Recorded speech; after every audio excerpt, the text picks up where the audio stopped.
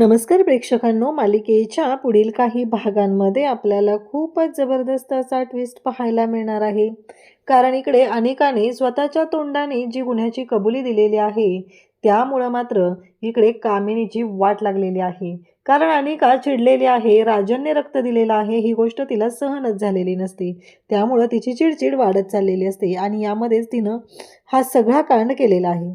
इकडे अन्नपूर्णा आजी आता कमळीकडे आलेले असतात आणि कमळीसाठी तिने छत्रपती शिवाजी महाराजांची मूर्ती आणलेली असते आणि ती मूर्ती कमळीच्या हातात त्या देतात आणि म्हणतात, हे घे, अशीच महाराजांसारखी दृढ निश्चयी राहा कायमस्वरूपी, तुला कुठल्याही गोष्टीची कमी पडणार नाही, असंही त्यांनी सांगितलेलं असतं.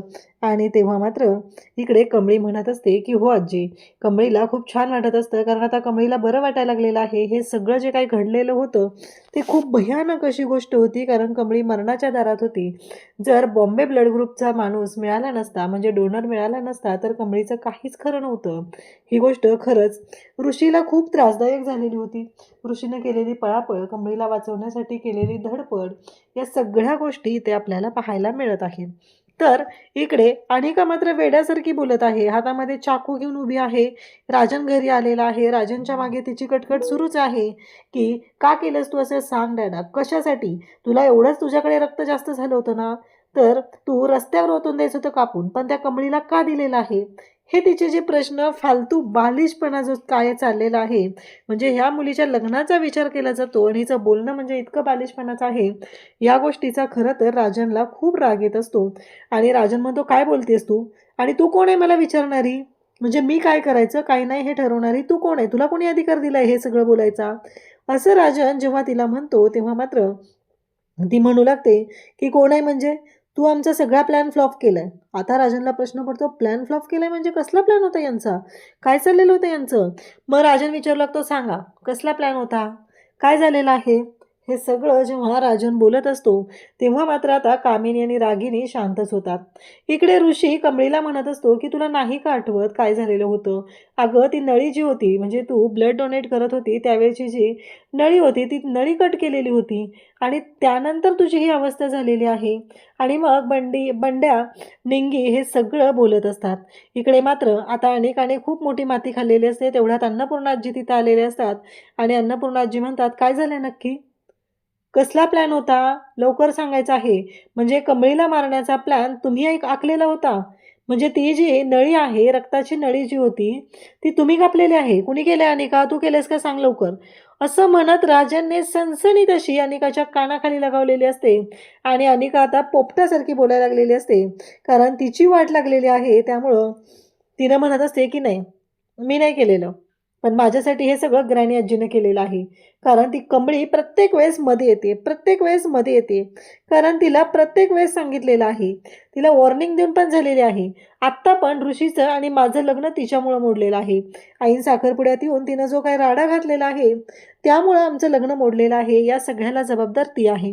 असं जेव्हा अनिका ओरडून ओरडून सांगत असते, तेव्हा मात्र राजनच्या पायाखालची जमीन सरकते. राजन म्हणतो, काय? अन्नपूर्णा म्हणते, काय आहे हे सगळं? अन्नपूर्णा कामिनीच्या जवळ जाते आणि कामिनीच्या कानाखाली लगावते आणि म्हणते, बाद झालं. आत्तापर्यंत खूप झालं. त्या दिवशीच मी तुला सांगितलं होतं, पुन्हा असली चूक करायची नाही. आणि तुम्ही परत जर अशाच चुका केलेल्या आहेत ना, तर आता बघा. तेव्हा राजनला अन्नपूर्णा म्हणते की आत्ताच्या आत्ता पोलिसांना फोन कर. इकडे कमळीला जेव्हा ह्या गोष्टी कळल्या जातात, तेव्हा कमळी म्हणत असते की हो. तेव्हा निंगी म्हणते की नाही कमळी, हे काय ॲक्सिडेंटली झालेलं नाहीये, हे कुणीतरी जाणून बुजून केलेलं आहे. कमळीला कळतच नाहीये. म्हणजे कमळीला आठवू लागतं की कामिनीने तिला जी धमकी दिलेली होती. कारण इकडे ऋषीसुद्धा म्हणत असतो की अचानक हा ब्लड डोनेशन कॅम्प अरेंज करायला लावणं, या सगळ्या गोष्टी, हे सगळं जे काय आहे ना, ते चुकीच्या पद्धतीनं झालेलं आहे. म्हणजे त्या दिवशी ऋषी जर तिथं पोहोचला नसता, तर कमळीच्या जीवाचा प्रश्न होता. म्हणजे कमळी जिवंत राहील का नाही, इथंपर्यंत गोष्टी गेलेल्या होत्या. हे सगळं खूपच वाईट असं झालेलं होतं. ऋषी वेळेवर तिथं पोहोचला म्हणून हे सगळं खूप चांगल्या पद्धतीनं झालं आणि कमळीचा जीव वाचवू शकलेला आहे ऋषी. हे सगळं घडत असतं. आणि इकडे मात्र अन्नपूर्णा अन्नपूर्णाजी भयानक चिडलेल्या असतात. त्यांनी पोलिसांना फोन केलेला असतो आणि त्याचबरोबर नुकतंच त्यांना निंगीने सांगितलेलं असतं की कॉलेजमध्ये होत असलेला गोंधळ. म्हणजे अचानक प्रिन्सिपल सरांनी सांगितलं की कमळीला उद्याच्या उद्या कॅम्प घ्यायचा आहे, कारण जानेवारी महिन्यामध्ये परीक्षा झाल्यावर कॅम्प घ्यायचा होता आणि अचानक कमळीने का कॅम्प घेतला म्हणून अन्नपूर्णाजीने विचारलं असता निंगीनं ह्या गोष्टी सांगितलेल्या असतात. अजून निंगीने बरंच सांगितलेलं असतं, ते म्हणजे जी ईशा आहे ती यांच्या रूममध्ये राहायला आलेली आहे आणि आता तिला 10 वाजता झोपायचं असतं, त्यामुळे अभ्यासाचा प्रॉब्लेम होतोय. रेक्टर मॅडमनी सांगितलेलं आहे की एक जरी व्यक्ती तुमच्या रूममधली लवकर झोपली तरी बाकी सगळ्यांनीही लवकर झोपायचं आणि जागायचं नाही, लाईट बंद करायची. अन्नपूर्णाजी म्हणतात काय, आणि ती तुमच्या रूममध्ये का राहायला आलेली आहे, तिच्या रूमचं काय झालेलं आहे? नाही, तिच्या रूममध्ये पेस्ट कंट्रोल केलेलं आहे आणि कलरिंगचं काम पण निघालेलं आहे, म्हणून तिला आमच्या रूममध्ये शिफ्ट केलेलं आहे. अन्नपूर्णाजींना खरं तर टेन्शन आलेलं असतं. हे सगळं ऐकून हे सगळं काय आहे आणि किती विचित्र पद्धतीने गोष्टी घडत आहेत, या सगळ्याचा अर्थ काय आहे हा प्रश्न पडलेला असतो. आणि इकडे आता राजनला आणि अन्नपूर्णाजींना बरोबर कळतं, म्हणजे त्या हॉस्टेलमध्ये रेक्टरमार्फत त्रास देणारी कामिनी आहे. कॉलेजमध्ये पण अचानक कॅम्प घ्यायला लावला आणि कॅम्पमध्ये हा राडा घातलाय, हे सगळं कामिनीनं केलेलं आहे. या गोष्टी आठवतात तेव्हा मात्र अन्नपूर्णाजींनी त्या क्षणी आता प्रिन्सिपल सरांना फोन केलेला असतो आणि सांगितलेलं असतं की जानेवारी महिन्यात असलेला कॅम्प तुम्ही आत्ता का घेतलेला आहे, हे सगळं कोणाला विचारून केलं. तेव्हा ते म्हणतात नाही नाही, मी नाही केलेलं हे, आणि चुकून त्यांनीही कामिनीचं नाव सांगितलेलं असतं. म्हणजे चारही बाजूनी कामिनीची कोंडी झालेली आहे आणि आता पोलीस आलेले असतात. पोलिसांना अन्नपूर्णा सांगते की माझ्याकडे पुरावा आहे आणि मग आता कमळीवर जीवघेणा हल्ला केलेला आहे, कमळीच्या जीवावर बेतलेला आहे. या बदल्यामध्ये आता कामिनीला जेलमध्ये पाठवलं जातं आणि अनिका प्रत्यक्षदर्शी तिथं नसल्यामुळं अनिकाचं आता काहीच होऊ शकत नाही. अन्नपूर्णाजी म्हणतात की हे बघ, तुलाही जेलमध्येच पाठवायचं होतं, पण पुराव्याअभावी तू जेलमध्ये जाऊ शकत नाही, त्यामुळे एक गोष्ट लक्षात ठेवायची आहे, आता तोंडाला कुलूप लावायचं. तोंडातनं एक शब्द जरी काढला तर माझ्या इतकं कोणी वाईट नाही आहे, सगळं तुझं बंद आहे आणि तुमच्या तिघींचे अकाउंटसुद्धा फ्रीज मीच केलेले आहेत, कारण तुमची जी ड्युटी आहे ती वाढत चाललेली आहे. इथून पुढे एक पैसाही तुम्हाला मिळणार नाही, कारण तुम्ही जे काही कांड करताय ते मला चांगलेच कळलेले आहेत. तेव्हा मात्र कामिनीला आता पोलीस घेऊन चाललेले असतात आणि पोलिसांच्या समोर कामिनी रडत असते, माझं खरंच चुकलेलं आहे, असं नको करू वहिनी, दादासाठी तर विचार कर. तेव्हा मात्र आजोबा हात उचलून सांगतात की घेऊन जाऊ दे तिला, असं आजोबांनी सुद्धा सांगितलेलं आहे. प्रत्येक वेळेस जे ते आजोबांचं कार्ड वापरून जो प्लॅन करत असते आणि अन्नपूर्णाला थांबवण्याचा प्रयत्न करत असते, तो सुद्धा आता तिचा फ्लॉप झालेला असतो. इकडे राजनने अनिकाला सांगितलेलं आहे की मी एक निर्णय घेतलेला आहे, त्यामुळं मध्ये अजिबात पडायचं नाही, एवढं लक्षात ठेव, आणि यापुढे जर तू काही कारस्थान करताना सापडली तर गाठ माझ्याशी आहे. इकडे आता राजन आणि अन्नपूर्णाजी म्हणतात की चल राजन, आपल्याला हॉस्पिटलमध्ये जायचं आहे, आज कमळीचा डिस्चार्ज आहे. आणि मग दोघंही हॉस्पिटलला येतात.